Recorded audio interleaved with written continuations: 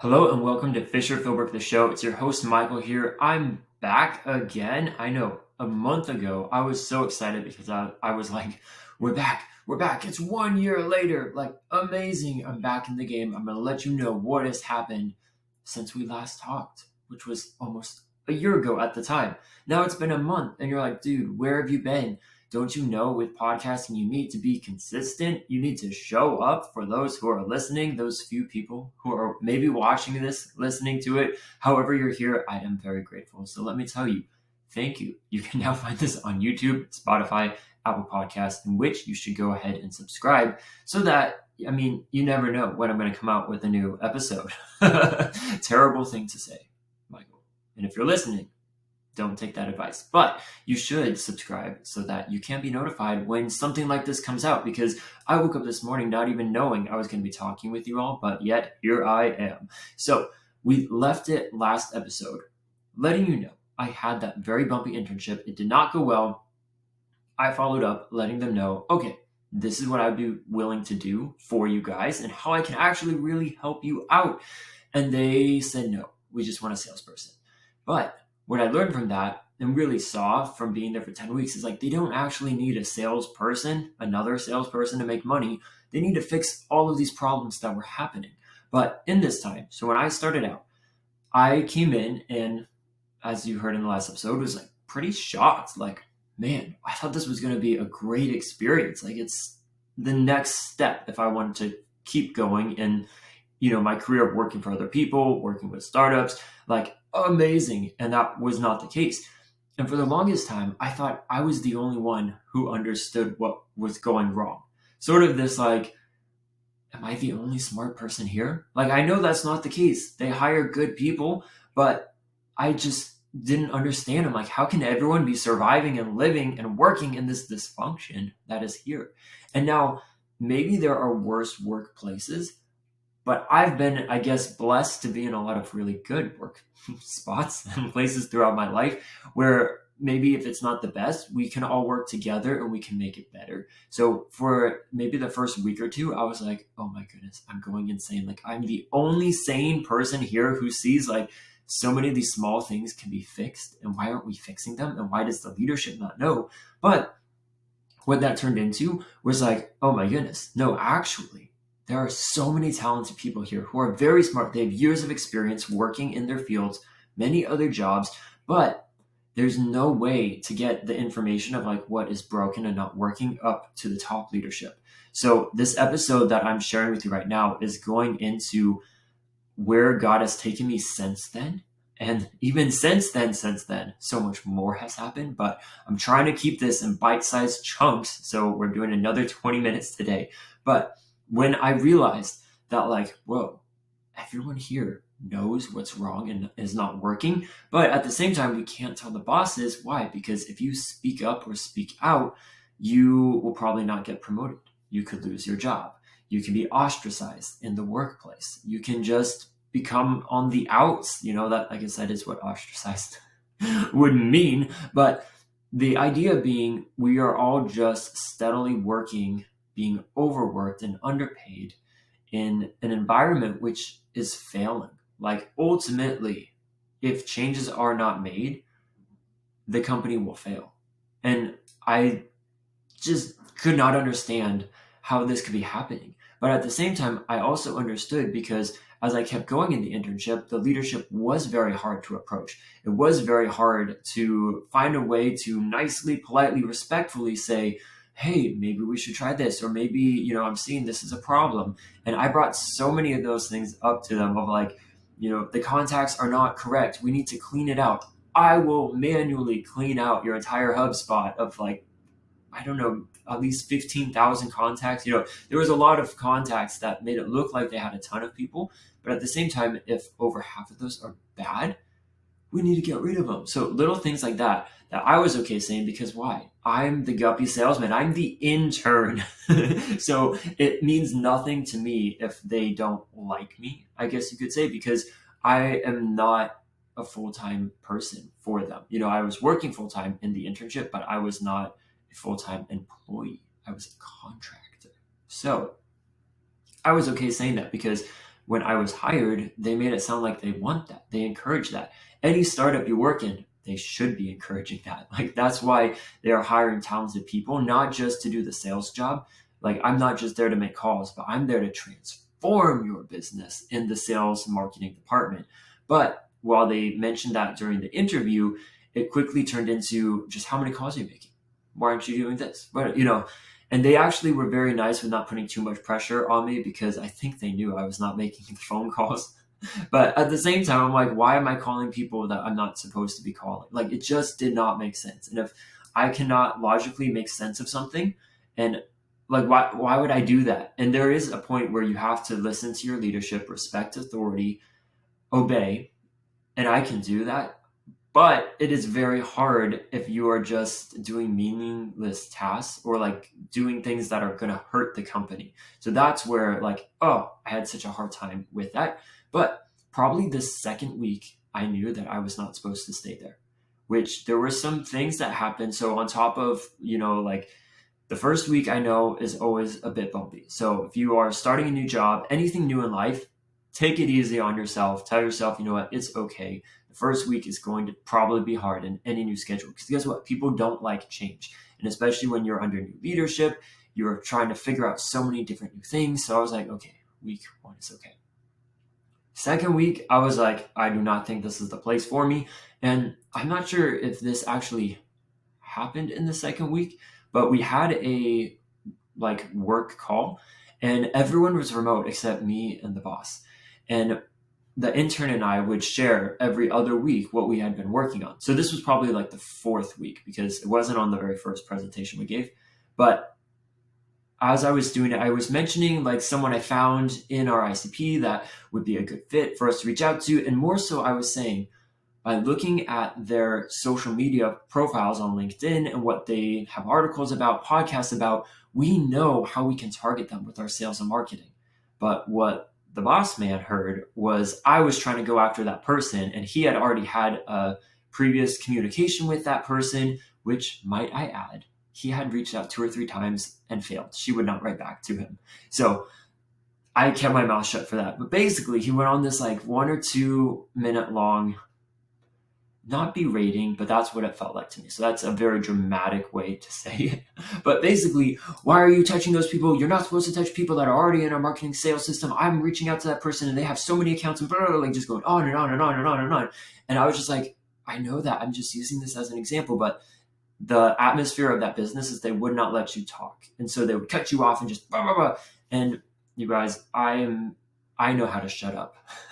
I know a lot of you probably think, no, you just like to talk. And I even have, people that will tell me that, like, oh, you're just so chatty and you're going to talk too much. I'm like, no, if there's a time for me to talk, I will talk if it's appropriate. But I also know how to shut my mouth and just take it. So I just sat there, him next to me, talking to me, but into the screen to everyone.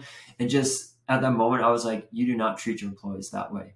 Like, you don't talk to other people that way, especially not your employees, especially not your interns. And that at that moment, boom, I was like, what am I doing on my LinkedIn, promoting this business, having my banner with their title, having all these things of like making posts about them. And they, on that call, told us we weren't able to make posts for the project we were working on within that because it would take away from their marketing efforts. And I was like, so you're cutting off our legs, you're cutting off our arms, you're leaving us a quadriplegic intern duo, me and the marketing intern.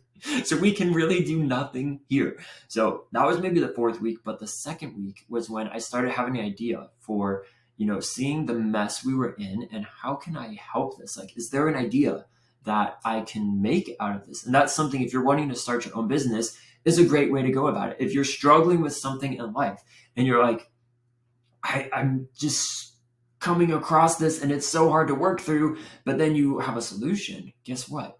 There are likely other people going through that same problem that you can bring that solution to them and you can sell it as a service, as a product, whatever you want it to be. Maybe it's a mixture of both. But I realized, I was like, if this startup is struggling so much with, there are around 200 people, then maybe there are other startups that are struggling where they have great people, but they can't keep their people. they can't keep their customers. It's just a constant revolving door and turnover here and there, and they need money. And I learned later on. So I think that's why it's good to take time before you speak out on some of these things to really get a feel of the business. And this was something that I went through in these 10 weeks of when I started, I was like, these leaders are just stupid. They don't know how to do the very basic, simple things that I could do with my eyes closed. But that's me being more prideful and full of myself. And that's something that God had to work on with me too. It's like, Michael, no, that's not the right way to look at it. Rather, the leadership are incredibly talented, one, in hiring good people, because the people they hired were amazing and are amazing.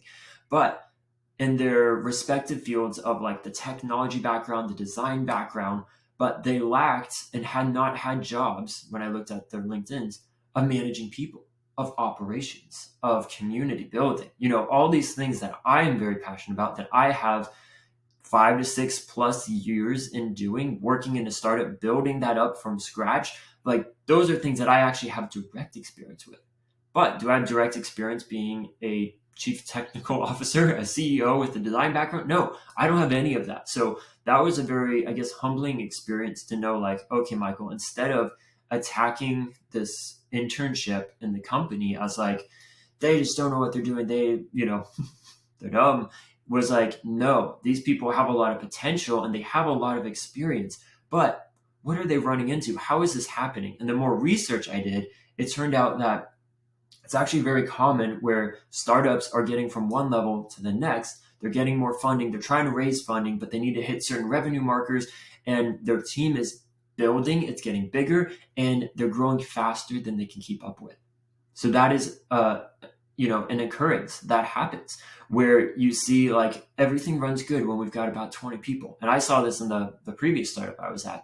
And then as soon as we got to 50 people, I was like, okay, man, if everyone's using text to communicate with me, like, it's getting a bit busier. I'm always on my phone. So then we had 100, 150 people, and we had to completely shift the business around to the internal community we had, to the communication that people used to reach out to us. Because I'm like, I cannot have people texting me at this job anymore. Like, you need to email me. It'll go into our ticket system, and I will get back faster if you follow these rules and allow me to email. So there are all these things within that where I was like, man, if this is happening, and as companies grow at a level, they are falling apart from the inside, and there's not a good way for the people inside on the sinking ship to let the captain know, hey, this is what's happening. We can really help things out.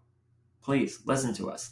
And typically when people do speak up, as I mentioned, they are pushed away for that. And I even experienced that too. If you'll remember, I gave them steps and feedback of what I could do to come in and fix up their entire company in those elements. So not the entire company, but what I would be doing would essentially help the entire company.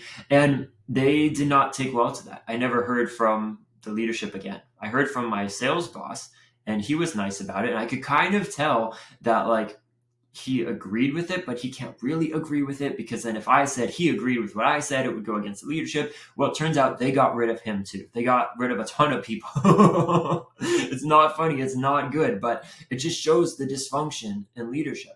So I started creating a new idea. Like, okay, this is a problem. How can we come in here? Well, I'm very good at talking, which I already mentioned, but I really like getting to know other people. That's a passion that God has put within me, of like, I want to get to know the people I'm working with. And so as I went around to everyone's half cubicle, I would ask, like, hey, what do you do here in the business? What have you seen? What are the good things? What could be improved? How is it like making it harder than it could be or should be? And so from those conversations, I learned that, man, the way to know what's happening in your business is to actually hear from the people who are in the business. Wow. Not anything super crazy, but to me, I was like, okay, so if we hear from those people, but what is the roadblock is they don't feel safe and secure to let the people at the top know. As an intern, I was fine with it. Like, I think now, after working that internship, is every business should bring in interns, because they will turn things upside down. They will ruffle feathers. They will make you uncomfortable. They'll point out obvious flaws that are in your business and just be like, dude, why are you doing this? And it makes you as a leader think, why are we doing this? Maybe at 50 people that made sense, but at 200 to 250 people, Like, we should not be doing this. So there is that blocker, though, that is there, that they can't let the people up there know. And so I was introduced to AI during this internship, which I did kind of begrudgingly, because up until this point, I did not want to use AI, of the mindset of like, it's potentially evil or used for bad. It's allowing people not to be creative. It's taking over a lot of artistic, creative, music roles of like professionals that God has given them this talent, and it's cutting them out of that. But for the job and the internship, we had to use it. Like, there were so many tools that we were doing.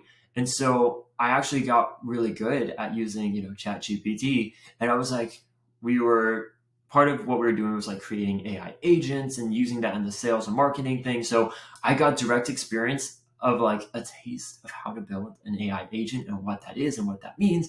And so I created, while I was working at this internship, an idea of like, get me out of here. Like, God, you have told me, you made it very clear, I'm not supposed to be here.